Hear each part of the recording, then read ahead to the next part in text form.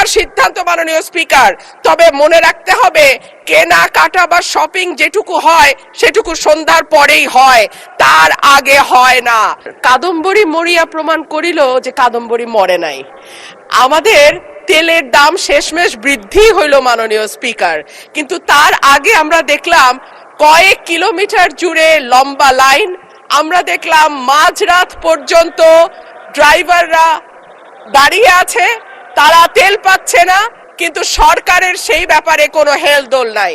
আশ্চর্য হয়ে লক্ষ্য করলাম মাননীয় স্পিকার, মন্ত্রীরা যখন সংসদে বক্তব্য দেন তখন তারা অবলীলায় বলেন বাংলাদেশে জ্বালানির কোনো ঘাটতি নাই, কিন্তু মাননীয় স্পিকার যখন তেল নিতে যায় তখন দেখা যায় 3 কিলোমিটার লম্বা লাইন। মাননীয় স্পিকার, সরকার সম্ভবত কিছু পদক্ষেপ গ্রহণ করবার ঘোষণা দিয়েছে। তার একটা হচ্ছে মার্কেট প্লেস 7টা বাজে বন্ধ করে দেয়া। চমৎকার সিদ্ধান্ত মাননীয় স্পিকার। তবে মনে রাখতে হবে, কেনাকাটা বা শপিং যেটুকু হয় সেটুকু সন্ধ্যার পরেই হয়, তার আগে হয় না। সময়ের সাথে সাথে দেখা দেয় নিত্য নতুন প্রয়োজন। রেডি থাকতে হয় প্রতি মুহূর্ত। তাই এলো ইনোভার, যেন আপনি লাইফে থাকেন রেডি প্রতিদিন। Innova, designed for now. 2 হইল অফিস আদালতের সময় বলে পরিবর্তন করবে।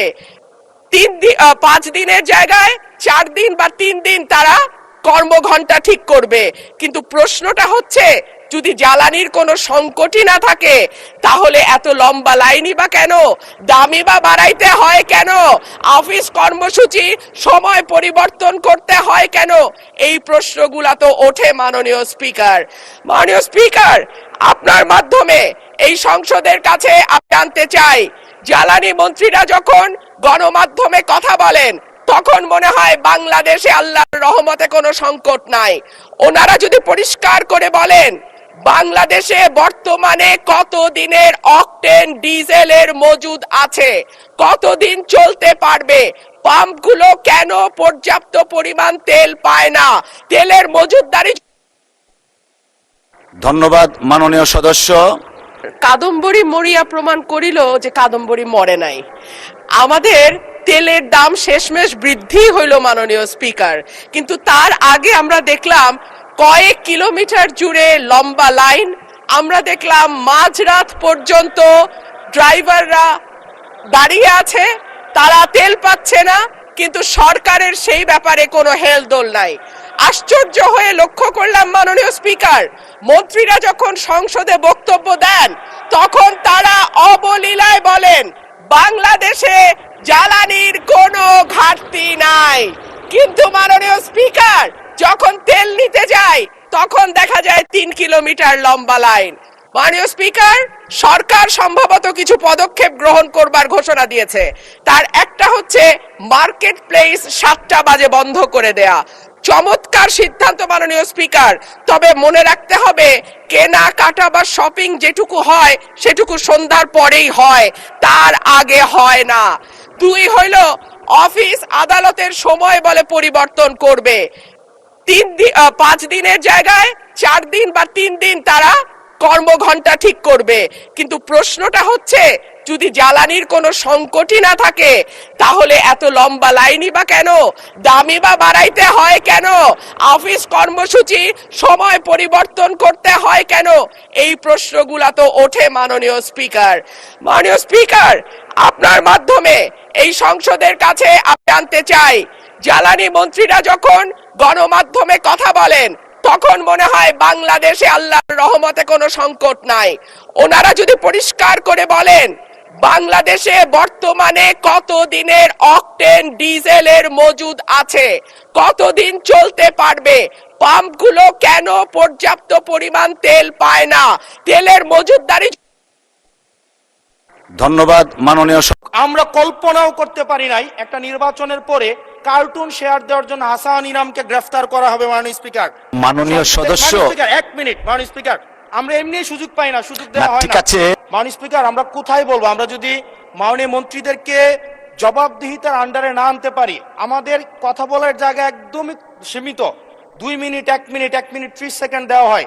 সেই জায়গায় আমরা মাননীয় মন্ত্রীদেরকে চলমান বিভিন্ন বিষয়ে আপনার প্রশ্নের মধ্যে তাদেরকে আনি। কিন্তু আমরা দেখেছি গত 2 সপ্তাহের সেশনে আমাদের এই যে তারকা চিহ্নিত প্রশ্নগুলো সংসদের কার্যপ্রণালীতে থাকলেও সেগুলো শুধুমাত্র টেবিলে দিয়ে দেওয়া হয়, যার ফলে আমরা মন্ত্রীদেরকে আমরা প্রশ্ন করতে পারি না, এবং আমি মনে করি এটির মাধ্যমে আমার অধিকার বঞ্চিত হচ্ছে, এবং আমি সম্পূরক প্রশ্ন করতে পারি না, আমি অধিকার বঞ্চিত হচ্ছি।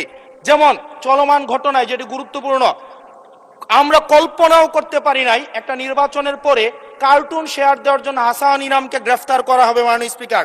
সময়ের সাথে সাথে দেখা দেয় নিত্য নতুন প্রয়োজন, রেডি থাকতে হয় প্রতি মুহূর্ত। তাই এলো ইনোভার, যেন আপনি লাইফে থাকেন রেডি প্রতিদিন। Innova, designed for now.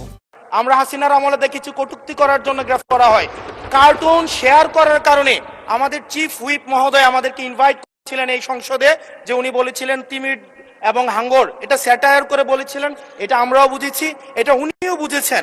কিন্তু মাননীয় স্পিকার, দুঃখজনক বিষয় হচ্ছে যে এই কার্টুনটি শেয়ার করার কারণে আমাদের মাননীয় চিফ হুইপ মহোদয়ের এক কর্মী মামলা করেছে 25 ধারায়। যে মামলা 25 ধারায় যদি সংক্ষেপে বলি, আপনি মাননীয় স্পিকার, মাননীয় সদস্য, এক মিনিট মাননীয় স্পিকার, আমরা এমনি সুযোগ পাই না, সুযোগ দেওয়া না, হয় ঠিক না। আছে। আমরা কবে ট্রেজারি ব্রাঞ্চে যাব, 45 মিনিট ধরে কথা বলবো, অবশ্যই বলবো, আচ্ছা, সেদিন আচ্ছা। অবশ্যই ইনশাআল্লাহ আসবে। মাননীয় সেদিন সদস্য, আপনি অপেক্ষা একটু করছি। শেষ করুন দয়া করে। Just এক মিনিট মাননীয় স্পিকার, 25 ধারায় রয়েছে, যে বিধিতে মামলা হয়েছে 25 ধারায় রয়েছে যৌন নির্যাতন করা হইলে, সংক্ষেপে বলছি, তাইলে এই ধারায় মামলা করা হবে। কিন্তু মাননীয় স্পিকারের মাননীয় হুইপ মহোদয়ের যেই মিমটি শেয়ার করা হয়েছে, সেখানে কোথায় যৌন নির্যাতন করা হয়েছে? এখানে একটা মিম শেয়ার দেওয়া হয়েছে, যেখানে দেওয়া হয়েছে তিমি মাছ সবাইকে সার্ভ করা হচ্ছে। এবং এই ধরনের মামলায় আমাদের এই অভ্যুত্থান পরবর্তী সময়ে বিরোধী দল মতকে দমন নিপীড়নের জন্য গ্রেফতার করা হচ্ছে, এবং জামিনও দেওয়া হচ্ছে না। এবং এইখানে কোনো ধারায় 25 ধারায় সাইবার নিরাপত্তা যেটা আইন এই সংসদে পাশ করা হয়েছে, এই আইনে কূটনীতির জন্য বা রাজনৈতিক স্যাটায়ারের জন্য আমাদের হচ্ছে মামলা করার কোনো বিধান নাই। সেই জায়গাতে এই প্রশ্নগুলো আমরা কাদেরকে করব? যদি আমাদেরকে আমাদের এই মৌখিক প্রশ্ন উত্তর পর্বটি যদি আপনারা বাদ দিয়ে দেন, তাহলে আমরা কাদের কাছে প্রশ্ন করব?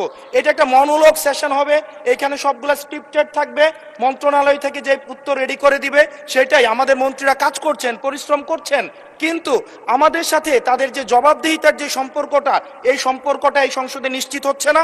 এবং আমি মনে করছি রুলস 163 ও এই বিধি অনুযায়ী আমার অধিকার বঞ্চিত করা হচ্ছে, এবং অতি সত্বর এই যে মৌখিক উত্তরদানের যে কর্মসূচিটি রয়েছে সেটি রুলস অফ প্রসিজারে অন্তর্ভুক্ত। তো দর্শক, দেখছিলেন খুব গুরুত্বপূর্ণ প্রতিবেদন। এতক্ষণ আমাদের সাথে থাকার জন্য, দেখার জন্য সবাইকে ধন্যবাদ জানাচ্ছি। দর্শক, এতক্ষণ দেখছিলেন বিভিন্ন ধরনের প্রতিবেদন। দর্শক, এখন এই বিষয়ে আপনাদের অবশ্যই তো কিছু বলার আছে, অবশ্যই কিছু বলবেন, যেহেতু আপনার